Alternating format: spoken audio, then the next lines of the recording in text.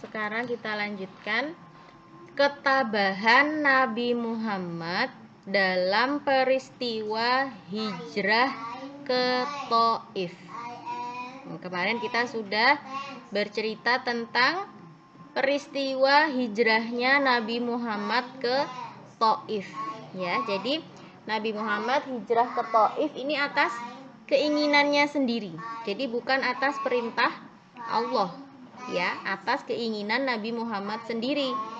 Nah, dalam rencananya Nabi Muhammad, ya, dalam bayangannya beliau mau mencari apa? Mencari perlindungan kepada saudara-saudaranya yang tinggal di Thaif. Ya. Nah, terus perjalanan dari Mekah ke Thaif itu jauh, ya. Kalau sekarang naik mobil kira-kira 2 sampai 3 jam. Itu kalau naik mobil. Kalau zaman dulu, zaman Nabi Muhammad dulu, naiknya apa? Naik onta. Ya. Nah, tapi Nabi Muhammad waktu itu berjalan kaki. Ya, hijrah ke Thaif dengan berjalan kaki. Ditemani siapa? Ditemani dengan anak angkatnya yang bernama Zaid bin Harithah. Nah, ya, kita baca ya. Nabi Muhammad ketika hijrah ke Thaif, beliau mendapatkan penolakan dari pemimpin dan masyarakat kota itu. Ya, ketika sudah sampai di Thaif ternyata ditolak, diusir Nabi Muhammad. Ya, tidak diterima di sana. Ya, orang-orang kota Thaif itu mereka mengusir dan melempari batu di sepanjang jalan yang dilewati Nabi Muhammad dan Zaid. Ya, sepanjang jalan, bayangkan, ya, sepanjang jalan ketika beliau diusir untuk dari Thaif itu, disuruh keluar dari Thaif, mereka itu dilempari batu dan diejek, diolok-olok, dikata-katai dengan kata-kata yang kasar. Nah, meskipun Nabi Muhammad dalam keadaan terluka, mereka tetap melakukan perbuatan yang kejam. Ya, mereka ini tega, ya, kejam. Meskipun sudah kondisinya Nabi Muhammad dan Zaid ini sudah luka parah, ya, karena dilempari batu, tetap dilempari, tetap diejek, tetap diolok-olok, ya. Nah, sampai apa? Kedua kakinya Nabi Muhammad itu luka dan berdarah, mengeluarkan darah. Demikian juga dengan Zaid. Kepalanya terluka karena terkena lemparan batu. Ya, dengan tertatih-tatih, ya, berjalan perlahan-lahan menahan rasa sakit, Nabi Muhammad meninggalkan kota Thaif. Ya. Bukan hanya kaki dan kepalanya saja yang sakit. Tentu hatinya pasti juga sakit, ya.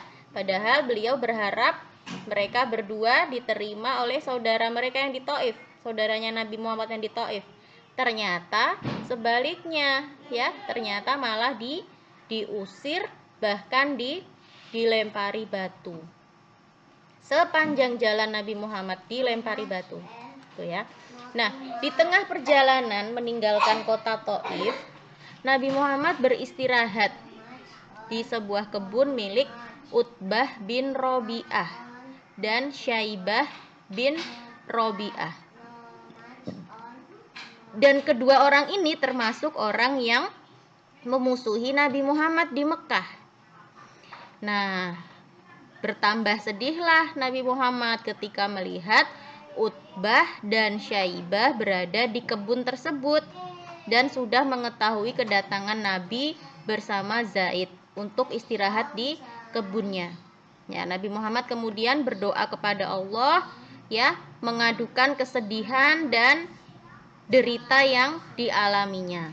Ya, beliau sudah dalam kondisi yang kepalanya terluka, kakinya terluka tadi, beliau ingin apa? Beristirahat sebentar di kebun milik Utbah dan Syaibah. Ternyata Utbah dan Syaibah itu adalah orang yang benci sama Nabi, yang memusuhi Nabi. Ya, tambah sedih Nabi Muhammad. Ya, kemudian Nabi Muhammad berdoa memohon perlindungan kepada Allah, ya. Nah, dari jauh kedua orang ini, Utbah dan Syaibah tadi, si pemilik kebun tadi sudah mengawasi Nabi Muhammad, sudah memperhatikan gerak-gerik Nabi Muhammad dan Zaid. Ya. Kemudian ada rasa kasihan, ya. Utbah dan Syaibah ini ada rasa kasihan di dalam hatinya, melihat Nabi Muhammad sedang terluka dan berlumuran darah. Nah, kemudian Utbah dan Syaibah, mereka berdua ini lalu menyuruh budaknya yang bernama Adas untuk memberikan sepiring anggur. Ya, yang namanya manusia kalau masih punya hati, ya, melihat orang lain terluka pasti merasa kasihan. Nah, begitu juga dengan si pemilik kebun tadi itu. Ya, beliau menyuruh pembantunya untuk memberikan sepiring anggur kepada Nabi Muhammad. Nah, sebelum memakan anggur tersebut, Nabi Muhammad membaca bismillah. Nah, budaknya tadi terkejut, ya, kaget budaknya tadi, karena dia belum pernah mendengar kalimat bismillah tadi, ya, karena dia bukan orang Islam, ya kan, dia kan belum masuk Islam, ya. Budaknya tadi itu kaget. Rasulullah bertanya, kamu dari mana, ya? Ditanya budak tadi sama Rasulullah, pembantunya Utbah dan Syaibah tadi ditanya, kamu asalnya dari mana dan agamamu apa, katanya. Kemudian si pembantu tadi menjawab, saya berasal dari ahli Nainawi dan saya seorang pengikut agama Nasrani. Jadi dia ini agamanya Nasrani, ya. Kemudian Rasulullah berkata lagi, dari negerinya seorang laki-laki yang baik, Yunus bin Matta. Kemudian Adas menjawab, dari mana engkau mengenal Yunus bin Matta? Ya, Nabi Muhammad menjawab dengan tegas, dia saudaraku. Dia adalah seorang nabi dan aku juga seorang nabi.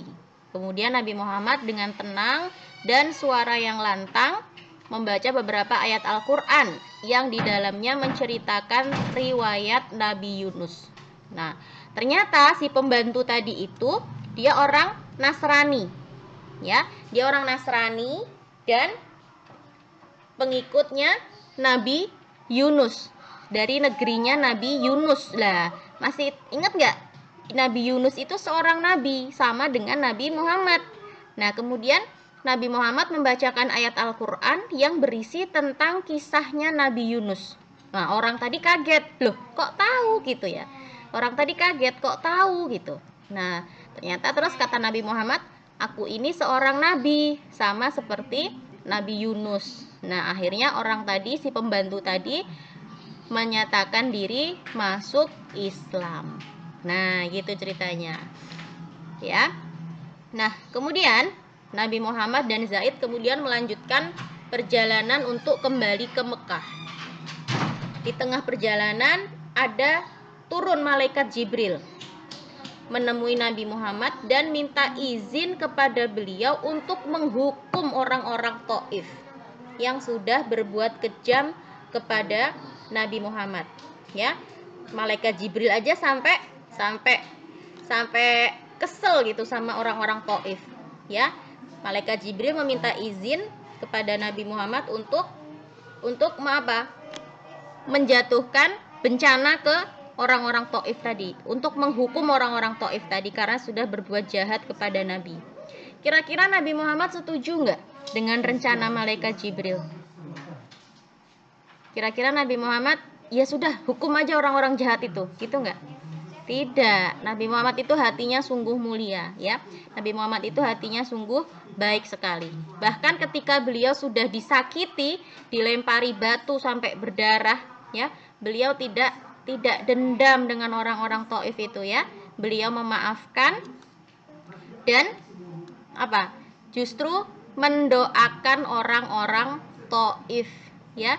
Beliau tidak mau membalas, ya. Bahkan malaikat Jibril aja sudah mau menghukum, tapi Nabi Muhammad tidak mau mereka dihukum. Justru malah didoakan orang-orang Taif tadi.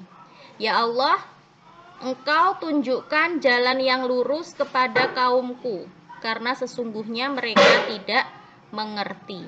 Nah, didoakan orang-orang tadi itu karena mereka belum mengerti, ya. Didoakan, ya Allah, tunjukkanlah kepada mereka jalan yang lurus, karena sesungguhnya mereka tidak mengerti. Gitu. Didoakan yang baik-baik oleh Nabi Muhammad. Nah, setelah mengalami peristiwa tersebut, akhirnya Nabi Muhammad kembali ke Mekah dengan jaminan perlindungan dari Mut'im bin Adi. Nah, gitu ya tadi ceritanya peristiwa hijrahnya Nabi Muhammad ke Thaif. Meskipun beliau mendapatkan kekejaman, ya, mendapatkan perlawanan dari orang-orang Thaif, dari orang-orang Quraisy, tapi beliau tetap tabah dan tidak ada rasa dendam sama sekali kepada orang-orang tadi itu. Ya, walaupun beliau dalam keadaan sedih karena ditinggal oleh orang yang dicintainya, perlawanan kaum Quraisy dan penduduk Thaif, tetapi Nabi Muhammad tetap tabah dan bahkan beliau mendoakannya. Nah, itulah akhlak mulia Nabi Muhammad. Sekarang kita baca rangkuman kesimpulan dari kisah ini, peristiwa hijrah Nabi ke Thaif. 1. Sebab-sebab Nabi Muhammad hijrah ke Thaif. Yang pertama, karena wafatnya istrinya dan pamannya, ya, wafatnya Khadijah dan Abu Thalib, tekanan kaum kafir kepada Nabi semakin gencar. Itu yang pertama, ya. Tekanan kaum kafir dan orang-orang kafir Quraisy itu semakin menjadi-jadi karena Khadijah dan Abu Thalib sudah meninggal. Kemudian, ya, Nabi Muhammad berharap akan mendapatkan perlindungan dari saudaranya yang ada di Thaif. Ya, kemudian yang ketiga, Nabi Muhammad berencana akan memperluas dakwah Islam dari kota Mekah ke Thaif. Itu yang menjadi alasan Nabi Muhammad hijrah ke Thaif. Kemudian yang kedua, Nabi Muhammad hijrah ke Thaif terjadi pada bulan Syawal tahun ke-10 kenabian. Beliau hijrah ditemani oleh Zaid bin Harithah.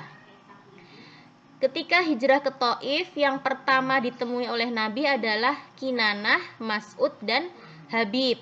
Mereka ini adalah termasuk kerabatnya Nabi dan pemimpin kota Thaif. Para pemimpin kota Thaif menolak dakwah Nabi Muhammad.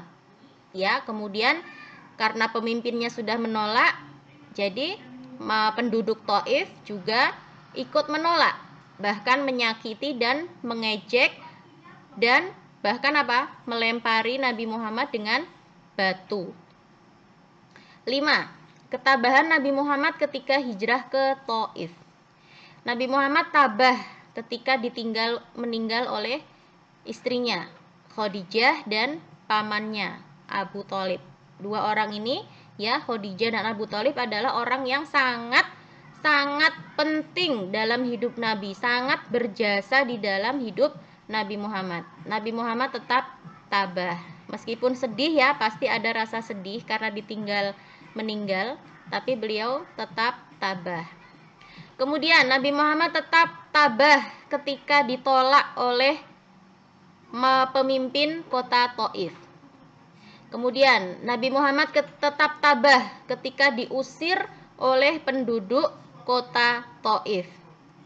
Nabi Muhammad tetap tabah ketika dilempari batu oleh penduduk kota Thaif. Nah, Nabi Muhammad juga tetap tabah ketika kakinya sakit dan jalannya sampai tertatih-tatih, ya, karena kakinya yang sakit tadi dilempari batu oleh orang-orang Thaif. Nabi Muhammad bisa memasuki kembali kota Mekah atas jaminan perlindungan keamanan dari Mut'im bin Adi. Itu tadi peristiwa hijrahnya Nabi Muhammad ke Thaif, ya. Ternyata tidak jadi hijrah karena ditolak oleh penduduk Taif. Ya, akhirnya beliau kembali lagi ke Mekah. Oke, sampai di sini dulu ya pelajaran kita hari ini.